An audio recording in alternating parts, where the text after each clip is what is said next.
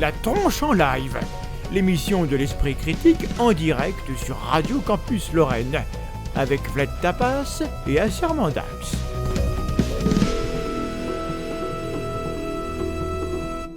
Ainsi que l'a écrit Daniel Dennett, faire de la science, c'est faire des erreurs en public. L'erreur est féconde, c'est en corrigeant nos erreurs que l'on accède à des connaissances nouvelles, et il faut parfois se tromper pour constater qu'on ignore une chose qui reste à découvrir. L'acquisition d'un savoir-faire passe également par un processus heuristique qui consiste à répéter les essais, à commettre des erreurs jusqu'à trouver le moyen de ne plus en faire.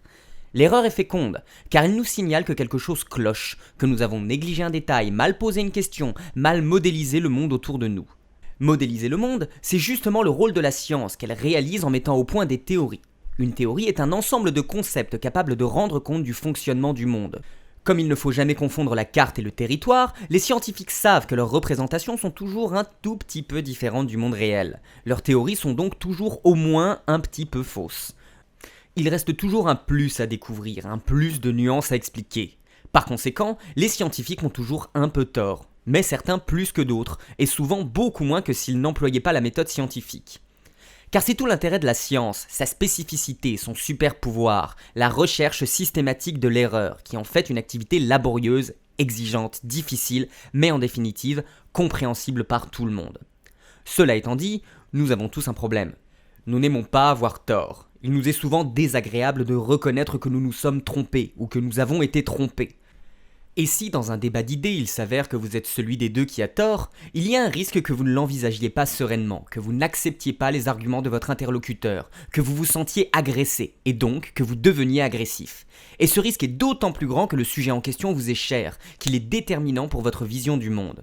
Et ainsi, vous risquez d'avoir tort et de vous entêter dans l'erreur, sans le savoir. Peut-être parce que vous n'aurez pas saisi l'importance de l'erreur, peut-être parce que vous pensez que changer d'avis est une marque de faiblesse, peut-être parce que vous ignorez que les grands savants, avant de faire leur découverte, étaient eux aussi ignorants ou dans l'erreur.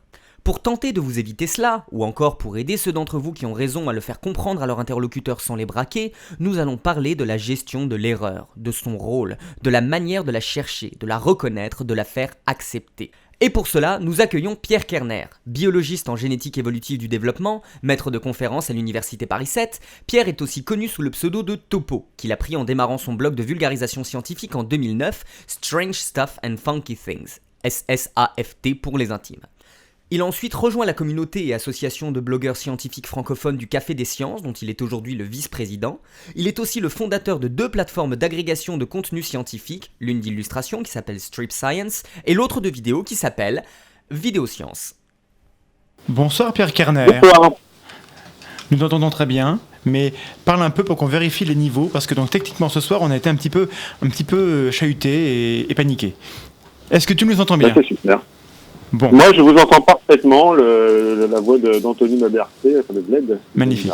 Il parle très bien. C'était très bien fait. Merci. Malgré les tortures, malgré les pièges nombreux que tu lui as tendus. Voilà, il n'a pas commis trop d'erreurs, mais en tout état de cause, l'erreur, c'est pas grave, ce sera le thème de ce soir. Donc Pierre, on vous l'a dit, est un biologiste, un blogueur. Je vous conseille d'aller jeter un œil à son blog. Il a une page d'accueil qui est assez formidable. Et donc, on va parler de l'erreur. Et on va commencer. Tu nous as préparé quelque chose qui nous parle de l'histoire des erreurs dans la science et de la sérendipité.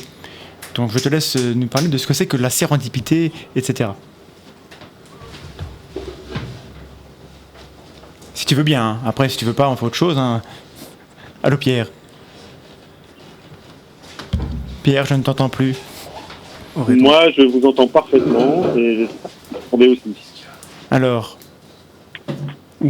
Allô. Oui, on t'entend très bien. Allô. Oui, d'accord. C'est bon, vous m'entendez là ? Ça marche impeccable. Ok. Donc je te disais, voilà, on va commencer en parlant d'erreur et de sérendipité. Est-ce que tu peux nous parler un peu de ça dans l'histoire des sciences ? Tout à fait. Et donc, je commençais tout simplement par la maxime qu'on connaît tous, errare humanum est. Et de cette idée, en fait, on peut dire que l'erreur est humaine, mais il y a quand même le concept qu'on a tous partagé, de considérer que l'erreur, ça semble quand même rarement cool. Et en étendant quelque peu la définition de ce qu'on dit, la erreur humanum est, l'erreur est humaine, Et en étendant un tout petit peu la définition de ce qu'est une erreur, on pourrait carrément dire que l'erreur, finalement, n'est pas seulement humaine, elle est biologique. Pourquoi ? L'erreur dans le vivant, c'est la source même de la variation. C'est ce qui permet l'introduction d'un caractère aléatoire lors de la reproduction. Les mutations, les erreurs de copie, tout ça, c'est ce qui introduit l'aléatoire dans le vivant. Et si les premiers organismes vivants n'avaient réalisé que des copies totalement fidèles de leur matériel génétique, l'absence de variation de génération en génération n'aurait pu permettre leur évolution. Et il est fort probable que la moindre pression sélective sur ces proto-organismes, tous identiques, les aurait condamnés à l'extinction. Si vous avez donc envie de dépasser le stigmate de l'erreur, vous pouvez vous rassurer en vous disant que l'erreur est la source de l'exquise diversité du vivant. Pour résumer, sans erreur, il n'y aurait pas de vie. Donc nous sommes les enfants de l'erreur. Exactement. Et quand on dit nous sommes les enfants de l'erreur, c'est-à-dire tous les organismes vivants sont finalement le produit, au moins à un moment donné dans l'évolution, d'une erreur. Donc, nous sommes des enfants non désirés, en fait. C'est ça qu'on est en train de lire. Si on étend un tout petit peu la définition à quelque chose de politique, oui, c'est le cas, mais c'est surtout que le terreau, finalement, de l'évolution, c'est commencer par la variation. Et les variations, ça provient très, très, très généralement par des erreurs de copie. D'accord. Donc c'est ça. Donc l'erreur est au fondement de notre diversité. Exactement, mais c'était aussi quelque chose qui est essentiellement scientifique. L'erreur est au cœur de la méthode scientifique parce que déjà c'est souvent son objet. Quand on est scientifique, on cherche à identifier l'erreur, la caractériser, la limiter, etc. Et parfois même, l'erreur peut être au cœur des découvertes scientifiques. Alors, sans parfaitement correspondre à la définition, des découvertes par erreur peuvent rentrer dans un phénomène plus général qu'on appelle la sérendipité. Voilà. J'adore ce mot, la sérendipité. Oui. Ouais. Alors, c'est un mot anglais, mais qui vient d'un nom indien, je crois, sérendip. Exact. Alors, indien, oui, enfin, en tout cas, c'est un terme perse, si je me dis. Je vais vous raconter un petit peu d'où ça voilà. vient. Il y a une belle histoire. Il n'y a pas de problème. Donc juste, le terme sérendipité, c'est le fait de découvrir quelque chose qu'on ne cherchait pas directement. Et moi, j'ai découvert l'origine de ce mot en écoutant une chronique d'Alan von Lanten de Podcast Science, vos confrères. Eh oui, Alan, si tu nous écoutes, bonsoir. Ouais, yep.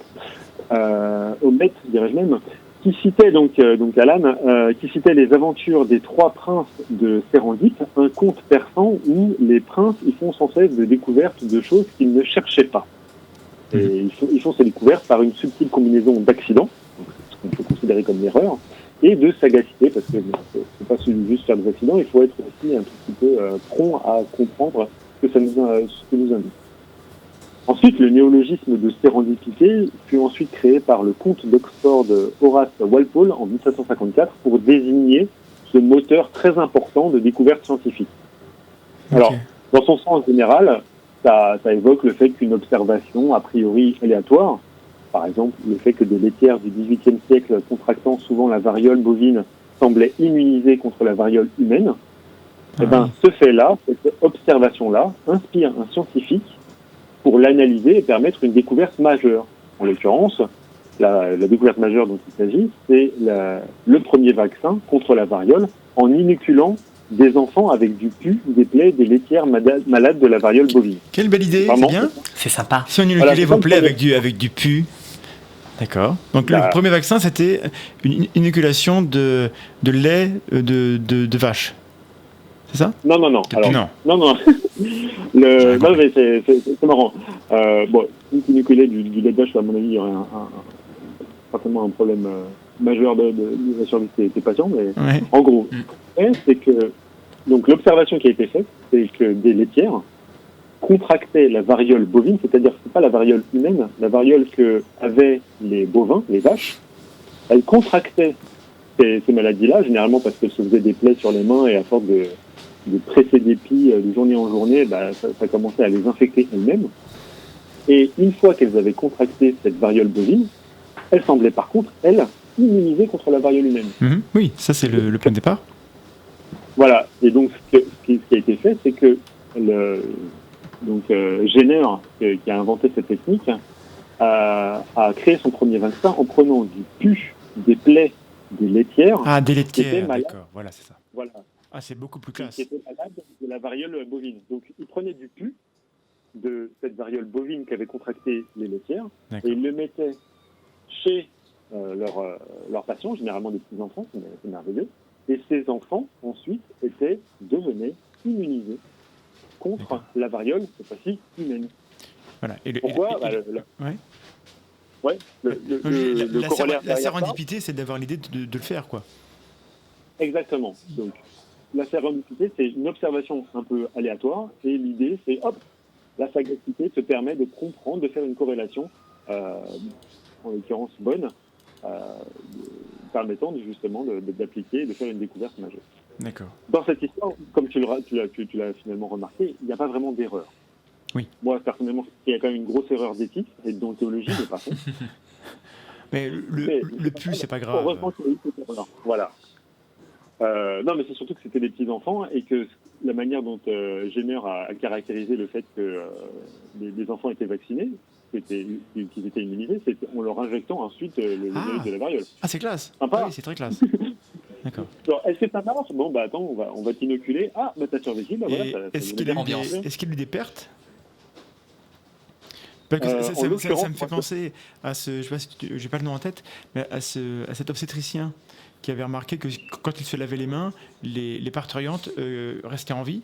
Et du coup, il a fait l'expérience de ne pas se laver les mains pour d'autres. Du coup, il a condamné à mort des gens pour confirmer son hypothèse. Je sais pas à quelle époque c'était, mais tu vois, c'est à peu près le même principe. L'éthique à l'époque était quand même un peu différente. Oui, mais enfin bon, on était au XVIIIe siècle en effet, et en plus la méthode scientifique n'était pas complètement mature, donc voilà, et certainement les questions d'éthique étaient encore moins. Alors, il y a quand même des cas dans lesquels une bonne grosse gaffe de derrière les fagots est à l'origine de découvertes. Ça, c'est bien. L'exemple le plus connu de connerie qui mène à une découverte, c'est celle d'Alexander Fleming, qui aurait pu finir comme un fort peu célèbre biologiste incapable de faire pousser correctement des bactéries dans des boîtes de pétri, parce qu'il avait quand même la réputation d'être un sacré bordélique, et à plusieurs reprises, il laissait ses sécrétions contaminer ses boîtes de culture bactérienne, quelque chose qui condamne totalement tes recherches, c'est un bon microbiologiste. Et en l'occurrence, lui, par contre, il a découvert, après avoir laissé tomber une larve dans une de ses boîtes, donc ce qui est une erreur de manip, donc il a fait tomber une larve dans une de ses boîtes de pétri dans lesquelles poussaient les bactéries, il s'est aperçu que les bactéries ne poussaient plus là où la larve était tombée. Et bing, il met en évidence une enzyme capable de bousiller des bactéries dans ses larves. Donc il est là, il est content. Et rebelote, 6 ans plus tard, il part en vacances en laissant sa paillasse au bordel, notamment des piles de culture de bactéries sur sa paillasse. Et en revenant de vacances, il découvre qu'il y avait un champignon qui avait poussé. Donc, comme d'habitude, c'est un gros bordélique, c'est dégueulasse. Ça, c'est une belle erreur de manip. Mais avant de les balancer à la poubelle, il regarde comment ça se passe, et il essaie de voir à quoi ressemble le champignon. Et ce qui l'intrigue, c'est que là où pousse le champignon, il y a une zone totalement dénuée de croissance bactérienne. Et donc, il découvre grâce à ça que les champignons sont capables de sécréter des substances, en l'occurrence de la pénicilline. La fameuse pénicilline. Ouais. Voilà, le champignon, c'est Penicillium, et la sécrétion de ce champignon, c'est la pénicilline, le premier antibiotique permettant de contrer, et d'ailleurs, c'est encore à la base de toute une série d'antibiotiques toujours utilisés aujourd'hui. Donc le message que tu nous donnes, Pierre, à tous les étudiants que tu as à la fac, c'est soyez bordéliques, laissez des sécrétions pleurer dans vos lames, cracher dans vos préparations, de manière à chercher des nouvelles choses. C'est ça le message, non? Science, bitch. J'ai bien compris. Comme Anthony l'a dit, et comme toi tu l'avais noté dans ton édito, l'erreur est féconde. Eh oui. Mais justement, c'est ça qui est important de savoir, c'est qu'on ne peut pas généraliser une règle tout de suite à la base sur Facebook. Oui, et surtout, encore, il fallait un mec derrière pour remarquer l'élément important, à savoir que ça poussait plus, quoi. C'était pas suffisant de laisser la paillasse en bordel, encore fallait-il, en revenant, être capable de regarder les choses telles qu'elles étaient. Donc voilà, la sérendipité, pour revenir un peu sur le thème pour que les gens comprennent bien, c'est ça. On est dans une situation où on n'a pas fait ce qu'il fallait, ou alors on est totalement en train de faire autre chose, mais on a la présence d'esprit de remarquer un élément et de se poser la bonne question.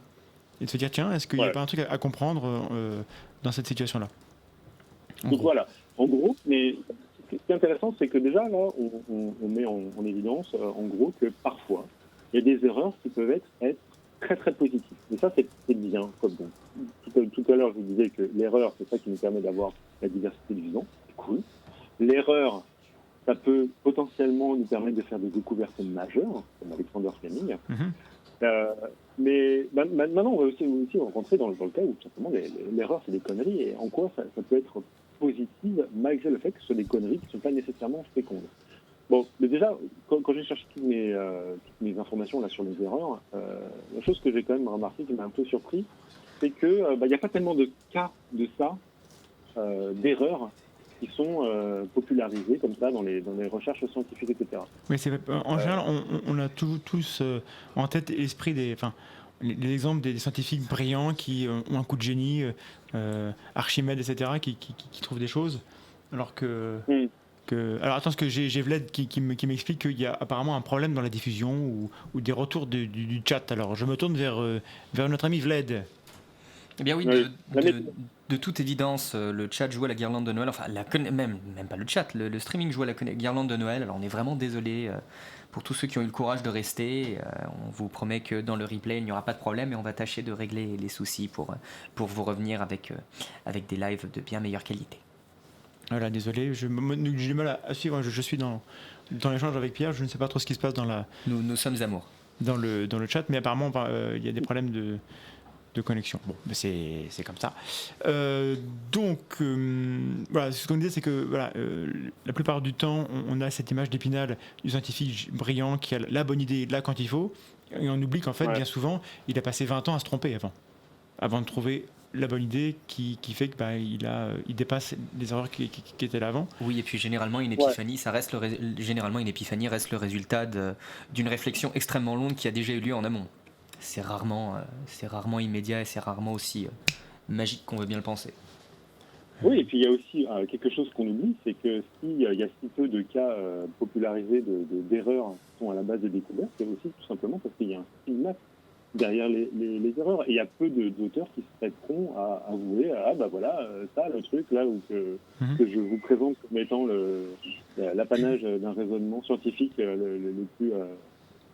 les plus sérieux et les plus rigoureux possibles. En fait, c'est le mec, il a pris sa figure à l'envers, ou il s'est complètement gouré sur les résultats et ça lui donnait un résultat qu'il n'avait pas vu, ou tout simplement il ne va pas dire aussi non plus, voilà, j'ai passé 10 ans de ma vie à me tromper, et dans la dernière année, quelqu'un m'a fait une remarque, et hop, ça m'a fait démarrer sur une autre chose.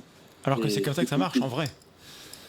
Voilà. Et c'est ça qui est assez intéressant, c'est que même dans la science, on peut se demander s'il n'y a pas aussi cette propension à masquer l'erreur, alors que pourtant, il y a énormément de scientifiques qui s'accordent à dire que l'erreur est féconde. On entend ce discours souvent, et pourtant, peut-être qu'il n'est pas véritablement installé du point de vue individuel ou du point de vue des équipes, etc. Il y a aussi l'orgueil un peu du chercheur qui aime bien montrer que il n'a pas erré bêtement, mais il avait depuis le départ la bonne idée, il a travaillé d'arrache-pied pour prouver son hypothèse de départ, et c'est un peu l'idée qu'on a, qui transparaît même dans les médias, dans les séries, dans les films. On a toujours ce héros qui a la bonne idée dès le départ, et il doit lutter contre tous ceux qui ne veulent pas le croire. Et il y a cette idée d'être amoureux de son hypothèse, qui est un conseil que c'est une citation, je ne sais plus qui a dit, ne soyez jamais amoureux de votre hypothèse quand vous travaillez, parce que c'est très dur de la remettre en cause. Or, si on se trompe... Ouais. Non, c'est ça, ouais. Et donc justement... Allô ? Oui, non, mais je t'écoute. Mais donc, parmi les ressources que tu m'avais communiquées en préparant l'émission, il y avait, j'ai oublié son nom à cette journaliste, Catherine Schultz. Catherine Schultz. Voilà, elle a fait un bon travail justement de popularisation du fait que l'erreur constitue véritablement un stigmate. C'est ça que je trouve particulièrement intéressant par rapport à... C'est vraiment un effort de rhétorique qu'elle a fait pour justement expliquer en quoi c'est très très important en science de faire des erreurs. Parce que, alors attends, juste parce qu'il y a mon chat qui est coincé et qui n'est pas content que je lui ai fermé la porte. J'espère que ça ne vous dérange pas. Vous avez entendu le miaulement ou pas ? Pas du tout, non, mais tu fais ce que tu veux avec les animaux, tu sais, ce sont tes expériences. Nous ne jugeons pas ton éthique. Je pense qu'on compressera pour pouvoir effectivement entendre le chat, histoire de gagner quelques vues. Voilà. Dans le replay, on essaiera de capter le cri d'agonie de cet animal maléfique. Alors attends. Allez, vas-y.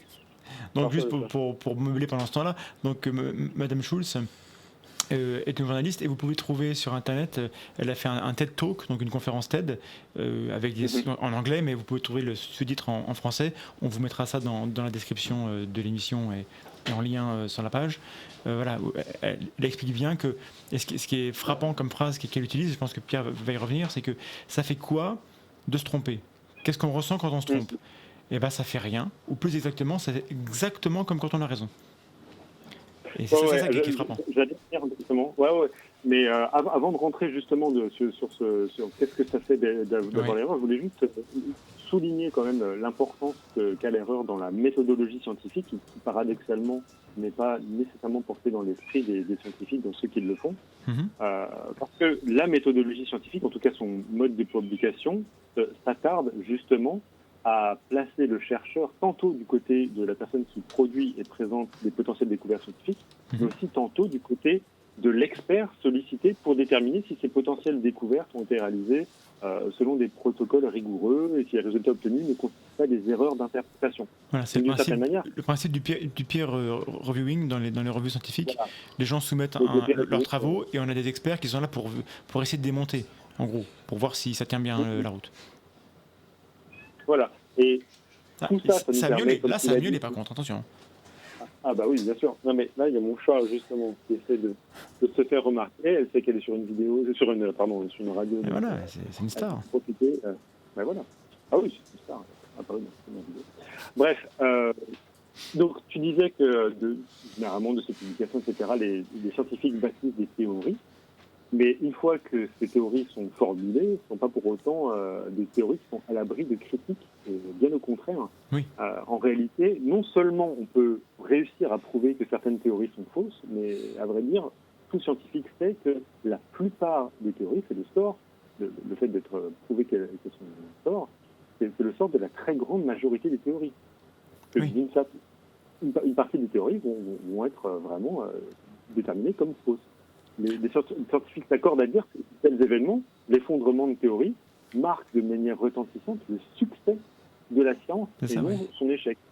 Voilà. Et ça c'est parce qu'on a des remarques, notamment dans les commentaires, etc., des gens qui doutent un peu de l'intérêt de la science, parce qu'ils nous disent « mais ça change tout le temps ». Mais vous dites ça, puis après vous dites l'inverse, et ceci, cela, donc ça veut dire que vous ne savez pas ce que vous faites. Ouais, mais en gros, à chaque fois qu'on écarte une théorie qui est fausse, à chaque fois qu'on prouve qu'une théorie est fausse, en fait, ce qu'il faut comprendre, c'est qu'on s'écarte du coup d'une position erronée. Et de fait, on se rapproche d'une compréhension véritable de la nature. Bien sûr, on a appris quelque chose. Ouais. Voilà, exactement. Mais du point de vue du public, qui est déjà un peu suspicieux par rapport à la science, et malheureusement, il est assez large, cet aspect-là, qui est en fait l'indice de la bonne santé de la démarche, pour eux, ça ressemble à une grosse faiblesse. Voilà. Non, mais justement... C'est le sujet, c'est que cette faiblesse-là, en fait, c'est de comprendre que l'erreur nous apporte quelque part, nous amène véritablement à changer ce qu'on pense, et que changer ce qu'on pense, généralement, tout ce qui ça provient d'une démarche rigoureuse, ça nous permet véritablement de nous rapprocher d'une véritable compréhension de la nature, d'un modèle plus rigoureux, plus robuste. Ah ouais. Mais du coup, tu connais l'attaque classique qu'on a par rapport à ça. Une fois qu'on a admis que toutes les hypothèses, toutes les théories étaient plus ou moins fausses, on va te dire oui, mais du coup, il n'y a rien de vrai, donc tout le monde peut avoir raison en même temps, et donc on sombre dans le relativisme. C'est l'attaque classique. Si c'est l'autre côté, c'est le pendant, c'est le risque en face, quoi. Donc, qu'est-ce qu'on répond à ça? Qu'est-ce qu'on répond à ça? Écoute, justement, je pense que c'est à tout un chacun d'essayer de se faire son propre raisonnement vis-à-vis de cette idée-là. Est-ce que véritablement, quand je sais pas moi, on se trompe régulièrement, par exemple, je sais pas moi, on tombe régulièrement en marchant, est-ce que ça veut dire qu'on va pas réussir à un moment à se déplacer, à marcher véritablement? Est-ce que les erreurs qu'on fait quand je sais pas, on apprend une langue, elles vont pas nous permettre petit à petit de nous rapprocher d'une maîtrise plus importante de la langue? Je pense que tous intuitivement, on a cette idée que, oui, les erreurs qu'on fait quand on apprend, ça nous permet véritablement d'avancer dans l'apprentissage. Et la science a de plus robuste, c'est que les efforts qu'elle déploie en termes de rigueur pour pouvoir déterminer si une théorie est vraie ou fausse, et surtout d'infirmer une théorie, ça nous permet véritablement d'arriver ensuite à avoir des théories qui ne sont pas nécessairement dans l'ensemble fausses, mais qui sont de plus en plus précisément vraies, c'est-à-dire de plus en plus précisément non falsifiables. Pas non falsifiables, mais certaines, plus ou moins. Mais donc voilà, c'est que probablement la plupart, les grandes théories qui sont à l'heure actuelle établies, il y a peu de chances qu'elles soient renversées complètement. En revanche, elles peuvent être un peu révolutionnées dans leurs détails. Voilà, c'est-à-dire qu'il y a de temps en temps des grosses théories, on peut s'imaginer ça comme une forêt. Il y a de temps en temps, dans une forêt, des arbres qu'on abat et qu'on enlève complètement, qu'on déracine complètement parce que ce sont des mauvais arbres, pour avoir une métaphore avec ces théories, des mauvaises théories. Et il y en a certains où c'est des bons arbres, etc., mais sauf qu'on va élaguer d'ici, de là, une branche ou deux pour pouvoir lui permettre une pousse optimum. Mais on a bien vu que la charpente, d'une certaine manière, de l'arbre est robuste. Mais donc, ce que ça veut dire, et ça, je pense que c'est important aussi parce que là, donc, on est dans une émission qui s'adresse, en tout cas, qui essaie de répondre à ceux qui doutent de la science, à ceux qui attaquent la science. Il faut expliquer que ça veut dire que la science ne prétend pas connaître tout par cœur. On ne prétend pas avoir la certitude absolue et surtout, on ne prétend pas la détenir jamais. On n'a pas une certitude absolue sur le monde. En revanche, on a des modèles qui sont testables. Donc, on a des bonnes raisons. On sait pourquoi on croit une théorie, entre guillemets croire. On a des méthodes pour tester les théories. Et même si la théorie, elle n'est pas totalement vraie, elle vaut mieux qu'une théorie qui ne sera pas testable et qui ne sera pas le fruit d'une méthode qui suivrait cette logique-là. C'est ça qui est important. Enfin, je ne sais pas comment toi tu le dirais, mais voilà. Personnellement, moi, le vocabulaire que j'utiliserais, c'est pas de croire en une théorie. Bien sûr, oui. C'est tout à fait noble de croire en une théorie, parce qu'il y a des moments où on a envie de croire en une théorie, mais le plus important, c'est une théorie, ça c'est beaucoup plus important. C'est-à-dire que tout le monde, à partir d'un moment, on utilise d'une certaine manière, on observe dans le monde. Allô ? Et on met plus ou moins de confiance sur les modèles qu'on a dans notre tête du fonctionnement du monde. Par exemple, si on marche dans la rue et qu'on prend un objet et qu'on le lâche, on s'attend à ce qu'il tombe vers le bas. C'est un modèle qu'on a pour pouvoir vivre sur notre planète. Et au bout d'un moment, tu fais plus ou moins confiance à cette règle. C'est-à-dire que je lâche un objet, il va tomber vers le bas. Bon, et puis petit à petit, tu arrives justement à trouver, tu fais confiance justement à ces règles qui te permettent justement de modéliser ce qui se passe dans ton milieu. Les théories scientifiques, c'est exactement la même chose, c'est-à-dire que petit à petit, à force d'avoir vérifié, d'avoir étraîné, d'avoir compris, d'avoir mis des modèles à disposition pour pouvoir tester justement si à chaque fois que je lâche, ça va vers le bas, on arrive plus ou moins à avoir confiance dans la théorie qu'on a bâtie, dans le modèle qu'on a bâti. Okay. Donc, il y a des théories, à l'heure actuelle, qui ont un énorme degré de confiance, qui sont très très très vraisemblables, et d'autres qui sont plus ou moins douteuses, et ce sont celles qu'on va tester et retester à travers des myriades de tests expérimentaux, des myriades de tests théoriques, pour pouvoir justement savoir si c'est robuste ou pas. Ok, donc le test, enfin voilà, pour revenir à cette définition que je viens de donner de la science, j'aimerais dire que tu me donnes ton avis là-dessus. J'aime souvent dire que la science, c'est la recherche systématique de l'erreur. On travaille continuellement au contact de l'erreur pour s'en prémunir, mais pas parce qu'elle n'est pas bien, mais parce que c'est l'outil de travail, en fait, l'erreur. Exactement. Alors là, justement, j'ai deux exemples pour illustrer deux anecdotes que j'utilise souvent, en tout cas qui m'ont énormément frappé, et qui illustrent justement ce réflexe qui est vraiment très très très contre-intuitif que essaye d'avoir un maximum de scientifiques vis-à-vis de leur théorie, vis-à-vis de leur travail. Alors le premier, c'est dans Richard Dawkins dans son The God Delusion. Je ne sais pas exactement comment se titre le livre en français. Pour en finir avec Dieu en français. Oui, justement, j'ai en face de moi. Pour en finir avec Dieu de Richard Dawkins, où il rapporte une anecdote d'un biologiste d'Oxford qui, pendant 15 ans, avait affirmé qu'une structure cellulaire, l'appareil de Golgi, n'existait pas. Donc pendant 15 ans, il a travaillé, il a accumulé un corpus gigantesque pour prouver que l'appareil de Golgi n'existait pas. Et à la suite d'une présentation d'un de ses pairs, il venait de présenter des résultats convaincants quant à l'existence de cet appareil de Golgi, le biologiste, là, il est venu à sa rencontre pour lui serrer la main, le féliciter et le remercier dans un endroit public en déclarant « Je vous remercie d'avoir prouvé que j'avais eu tort pendant 15 ans ». Bon, ça, c'est typiquement un des exemples de comportement scientifique qui est totalement contre-intuitif. Il y a peu de personnes dans le monde qui sont là, genre, attends, le mec, il avait tort pendant 15 ans, il est content et il est un peu débile. Et non, justement, parce que la big picture, le grand, justement, c'est un travail collégial, en fait. Et on est tous dans la même équipe pour trouver les choses. Voilà, c'était à force, même si lui, pendant 15 ans, il a travaillé dur à prouver cette théorie, le simple fait que quelqu'un d'autre puisse montrer que ce qu'il a fait pendant 15 ans est faux, a fait avancer de manière globale notre compréhension du monde. Et c'est ça que célèbre ici. Alors moi, personnellement, ça c'est un exemple que j'ai lu. Oui, c'est frappant. Un peu plus tard, mais moi, personnellement, c'est durant mon adolescence, en regardant un film, que j'ai eu ce genre... une sorte de mindfuck assez phénoménal de justement ce côté positif que peut avoir le fait de se tromper. Et c'est dans le film Contact, je sais pas si vous l'avez vu, c'est l'adaptation du livre de Carl Sagan. Avec Jodie Foster, avec Matthew McConaughey, etc. Exactement. Alors le film de Zemeckis a... Comment ? Et Tom Skerritt, pardon, je crache ma science quand je connais un peu un film. Par contre, j'ai oublié qui l'a réalisé, donc excusez-moi. Ah, c'est Robert Zemeckis. Ah voilà, bon, on a tout. Très bon film, si ce n'est que Robert Zemeckis a un fait des libertés avec l'athéisme de Carl Sagan dans le film, mais en tout cas, moi, c'était un film jouissif, et notamment, donc, Ellie, le personnage qui est interprété par Jodie Foster, elle... le thème du film, c'est qu'il y a un message, on capte un signal des extraterrestres, en gros, et c'est comment on va leur répondre, puisque le thème c'est contact, et donc, elle, c'est la personne qui va capter le signal. Exactement, et la scène où elle capte le signal, elle est gigantesque. Donc on la voit capter avec des écouteurs un signal potentiellement extraterrestre.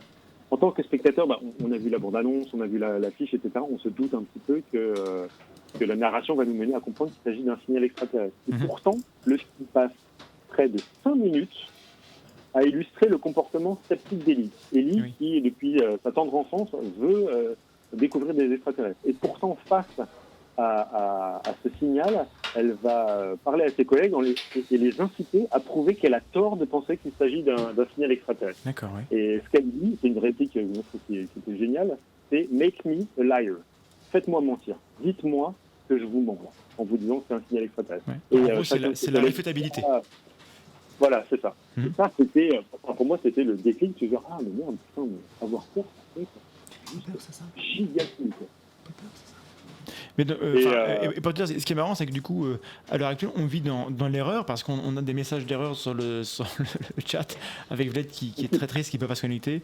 Donc il ronge son frein, il est en train de manger la table. Les gens vont beaucoup rire quand ils vont me voir dans le replay exaspéré et désespéré. Parce que j'essaie que de la détresse se lit sur mon visage. On passe une soirée très très agréable avec Pierre, mais en même temps on est stressé parce que ça se passe pas comme il faudrait techniquement. Alors c'est pas la faute de Sidney et Robin qui sont là, qui se démènent, ils courent partout, mais c'est compliqué. C'est toi qui passes une soirée. Ça veut vraiment dire qu'il faut que la fac mette de l'argent pour Radio Campus pour qu'on soit équipé comme il faut et qu'on puisse enfin accueillir tous les gens qui veulent nous écouter. On a des centaines de gens qui veulent nous écouter, ils nous disent on peut pas. Alors écoutez les gens qui prennent les décisions, donnez-nous de quoi travailler dans de bonnes conditions. On va conclure sur cette partie-là, Pierre. Je te laisse finir en 2 mots. Après, on fera une pause musicale. Ouais. Et puis après, on va revenir pour la suite. Alors, donc, sur cette idée de centrale de l'erreur dans la démarche scientifique en tant que telle, après, c'est des exemples magnifiques. Est-ce que tu as quelque chose à Sidney s'est blessé Non, ne vous inquiétez pas. Je pense qu'on a couvert ça. C'est que, d'une part, l'erreur peut être la source des découvertes. Et d'autre part, l'erreur est véritablement positif et perçu par certains scientifiques en tout cas de manière extrêmement positive. Voilà. Donc, chers auditeurs, quand vous faites des erreurs, c'est un moyen pour vous de vous améliorer. Et nous, on va s'améliorer dans l'émission avec toutes les erreurs qu'on commet techniquement, mais ça va être très bien. Et donc, Pierre, peut-être tu es au courant, je vais laisser la parole à Vlette pour nous parler de la musique, mais juste avant, tu es au courant qu'on a trouvé de l'eau sur Mars hier? Ah, si on n'a pas fait d'erreur. S'il y a pas de... et donc, du coup, ça laisse supposer qu'il pourrait y avoir de la vie. Alors, qu'est-ce que ça inspire au biologiste que tu es? Je pense qu'il est très très difficile d'être passé à côté de cette nouvelle si on a passé au moins 5 minutes sur Facebook dans la journée d'hier. Tout à fait. Ouais. Moi, j'étais juste hystérique quand j'ai vu ça. Et moi, ça m'a inspiré. Il y a un truc que j'ai vu passer, c'est un tweet de Léo Grasset, votre invité de la dernière fois. C'est ça. Qui a justement transmis une information sur le fait que, moi, tout de suite, je me suis dit, on n'a qu'à balancer un rover pour aller voir s'il y a de la flotte et si on peut voir quelque chose. Ouais. Non, c'est pas seulement que c'est pas si simple. Oui, je sais. J'ai vu son tweet. Oui, vas-y. C'est pas permis, en fait. C'est ça. C'est que il y a des biologistes, des exobiologistes, donc qui sont chargés d'évaluer la possibilité de contaminer les formes de vie sur d'autres planètes, qui protègent justement ces formes de vie. Et comme il y a une possibilité non négligeable de certaines petites bactéries auraient survécu sur les rovers, elles puissent contaminer les sources de vie des eaux martiennes. Donc on ne veut pas envahir Mars, donc on va éviter d'aller mettre nos mains sales dans la flotte salée qu'il y a sur Mars. C'est ça? Ouais. Il y a deux raisons pour ça. Il y a d'une part parce qu'on n'a pas envie justement de peut-être d'entraîner l'éradication de la vie sur Mars par notre propre forme de vie terrienne.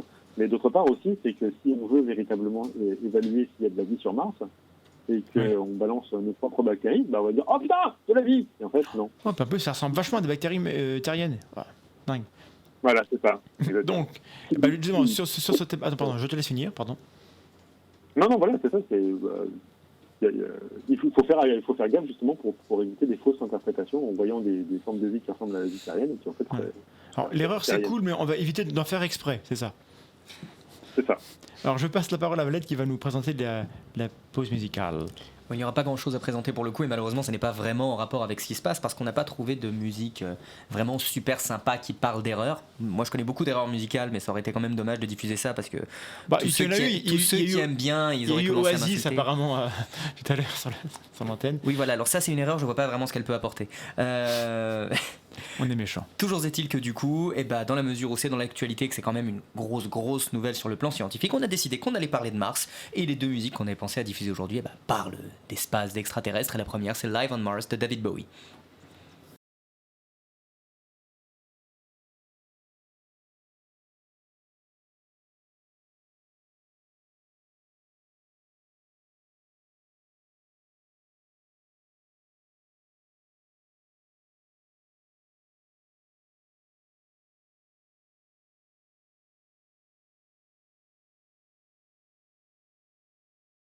Voire dangereuse, et c'est compliqué, on s'en rend bien compte avec le conspirationnisme, c'est très compliqué d'aller voir les gens et leur dire tu te trompes.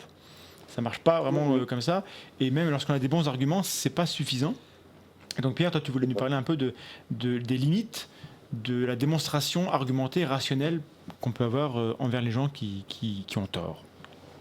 Ouais. Déjà, juste, il faut, pour comprendre ça, il faut véritablement garder en tête que quelque chose par rapport à l'erreur, c'est que avoir tort, c'est pas particulièrement désagréable. Tu le citais tout à l'heure, Catherine Schulz le fait remarquer, ça ressemble particulièrement à avoir raison. C'est parce qu'on confond souvent avoir tort avec la réalisation qu'on a tort. Oui, ça c'est désagréable. De s'en rendre compte. Quand on s'en rend compte, ça fait mal. Mais avant, voilà. Ouais. Exactement. Avoir tort, en fait, le plus souvent, c'est à nos dépenses, sans qu'on en ait conscience. Du coup, présentement, sur pas mal de sujets, j'ai tort. Toi, Mandax, t'as tort. Ned a tort. Vous avez tort. Et on s'en porte pas plus mal. Mais arrête, non, c'est pas vrai. Non, personne ne te croit, rien. Ton énoncé n'est pas valide. Invraisemblable. Mon argument n'est pas valide, mais si, j'ai des canards. Ce qui est plus difficile à digérer, c'est quand on s'aperçoit qu'on a tort, parce que généralement, on perd la face à ces moments-là. Et souvent, c'est une réalisation qui est catalysée par une personne qui nous démontre qu'on a tort et qui en prend un malin plaisir. Ça, c'est hyper désagréable. Et ça m'amène à la deuxième chose importante à garder en tête vis-à-vis de l'erreur, c'est que si on change d'avis et qu'on réalise que l'erreur est souvent positive, source d'enseignement, alors nous, sceptiques, nous de cette communauté qui savons que l'erreur peut être positive, il faut savoir la tolérer, la gérer quand on s'en aperçoit, qu'elle est présente chez autrui. Et ça, là, c'est pas si facile que ça. Ça demande des compétences en communication, en empathie. Oui. Et personnellement, je pense que tout le monde a eu cet élan de vouloir à tout prix utiliser les outils sceptiques vers autrui plutôt que sur soi. Il y a une image célèbre, un dessin où une femme dit à son mari, mais il est tard, vient de coucher. Il est devant son écran, il dit, je peux pas, quelqu'un a tort sur Internet. Exactement, ça c'est un dessin de XKCD, donc Voilà. je ne me souviens plus exactement du nom du Randall Munroe, voilà, que j'utilise régulièrement justement à la fois comme message sur Internet pour dire que voilà, faut faire un petit peu gaffe justement sur ces élans d'essayer de prouver à tout le monde qu'ils ont tort, et d'autre part pour soi-même parce que c'est bien de garder ça un peu en tête. En fait, les outils pour détecter et interpréter les erreurs, ça relève d'une hygiène mentale, d'un scepticisme rigoureux, et peaufiner des outils du scepticisme, ça nécessite de les utiliser d'abord sur soi-même. Eh oui. Il y a Jean-Michel Abrassard, fondateur du podcast Scepticisme Scientifique, qui observe à juste titre que de nombreux sceptiques utilisent les outils du scepticisme pour prouver aux autres qu'ils ont tort. Et ces outils du scepticisme de la zététique sont d'autant plus efficaces et utiles lorsqu'ils sont utilisés sur nous-mêmes. Oui. Il ne faut pas qu'on soit les cordonniers du scepticisme. Voilà, exactement. C'est une très très belle image. Ah, j'ai une belle image, voilà, on va la garder. Ne soyons pas les cordonniers du scepticisme. Commençons Voilà, par nous-mêmes. Charité bien ordonnée, c'est-à-dire. Exactement, mais ce qu'il faut aussi regarder, c'est que quand on parle du scepticisme, c'est exactement comme les méthodes scientifiques, ça n'a pas de valeur intrinsèque en soi. C'est son utilisation qui va en déterminer l'impact, qui peut être ou positif ou négatif. Donc, savoir que cet impact qui peut avoir être positif ou négatif autrui. À l'instar du marteau qui peut être utilisé pour clouer ou pour assommer son voisin, le scepticisme peut, si uniquement employé pour prouver aux autres qu'ils ont tort, avoir des conséquences particulièrement négatives à l'échelle individuelle, mais parfois même à celle d'une communauté. C'est-à-dire qu'on renvoie l'image d'une communauté qui ne cherche à démontrer aux autres qu'ils ont tort. C'est super important ça, parce qu'on a le débat en interne sur le ton à employer envers les gens, sur est-ce qu'il faut se battre ou pas. Il y a dans un vocabulaire de la lutte. Est-ce qu'il faut employer le terme de lutter contre les croyances, et c'est pas si simple que ça, parce qu'il y a derrière des présupposés, il y a tout un cortège d'idées lorsqu'on a un vocabulaire de lutte. Voilà, exactement. J'allais te faire la réflexion, c'est que tu emploies de toute façon déjà le vocabulaire de lutte. On lutte contre les croyances, etc. Oui, mais c'est ça. On est engagé dans une bataille, c'est que justement, on ne tolère pas d'une certaine manière l'erreur. C'est ça.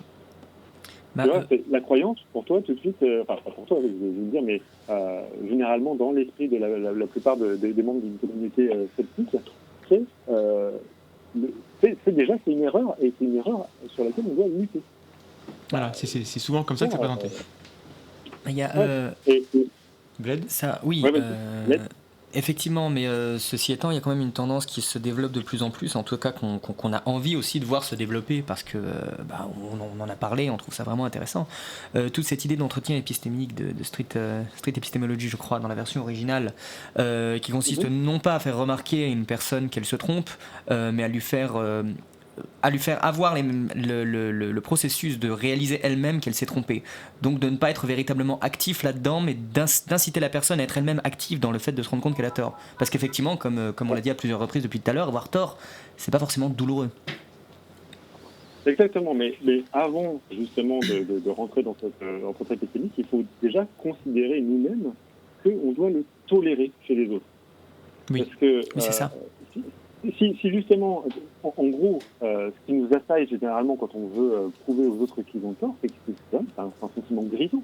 Je sais pas si ça vous est déjà arrivé, mais prouver à quelqu'un qu'il a tort, on se sent bien, quoi. Après, c'est un peu comme si, je sais pas, comme on est des gamins, on écrase des araignées, des fourmis, etc. On est là, ouais, super, j'ai écrasé quelque chose. Voilà. Le fait est que ce qu'on reproche, entre guillemets, aux croyants, en particulier dans la religion, le fait de croire pour se rassurer et d'être prosélyte parce que ça les rassure eux, on est humain autant qu'eux, ce qui fait qu'on a tendance, on le fait pas, mais on a tous tendance à être un peu comme ça. On a tendance à vouloir imposer notre avis parce que ça nous rassure. Et quand on est sceptique et qu'on a une éthique du scepticisme, on ne doit pas le faire. Mais c'est dur.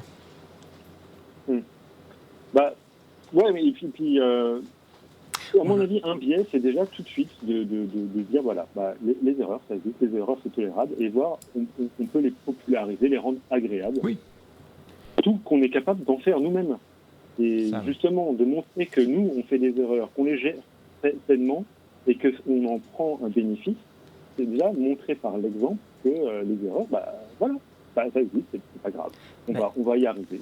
Et justement, il faut aussi être capable d'admettre qu'on fait des erreurs, de montrer que ces erreurs, on en a bénéficié, etc. Donc avant d'essayer de montrer à quelqu'un qu'il a tort, il faudrait peut-être montrer à quelqu'un que nous, on a tort. Oui, bah, ça, c'est pas mal. On fait mal, hein, mais...